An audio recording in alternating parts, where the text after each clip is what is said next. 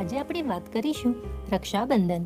શ્રાવણ સુદ પૂનમ. આ પવિત્ર દિવસે બ્રાહ્મણો અને જેને જનોઈ પહેરી હોય તે સવારના વહેલા ઉઠીને નદી તળાવે જનોઈ બદલાવા જાય છે.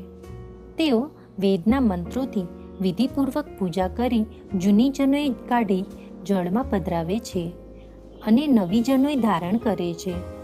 શ્રાવણ માસની પૂર્ણિમાએ આ વ્રત કરાય છે. એને શ્રાવણી પણ કહે છે. શ્રાવણી કોઈ નદી અથવા તળાવ કૂવા ઉપર શાસ્ત્રીય વિધિથી કરવામાં આવે છે. વર્ષભરના કરેલા પાપો આ પ્રાયશ્ચિત કરવાથી દૂર થાય છે. રક્ષાબંધનના દિવસે બહેન ભાઈને હાથે રાખડી બાંધે છે અને ભાઈ બહેનને ભેટ આપે છે. બહેન ભાઈના દીર્ઘાયુષ માટે પ્રાર્થના કરે છે. આ દિવસે રક્ષા રાખડી હાથે બાંધવાથી આખા વર્ષમાં કોઈ પ્રકારનું દુઃખ થતું નથી અને રોગ, શત્રુ વગેરેથી રક્ષા થાય છે. ખુશી ભાવસારના જય શ્રી કૃષ્ણ.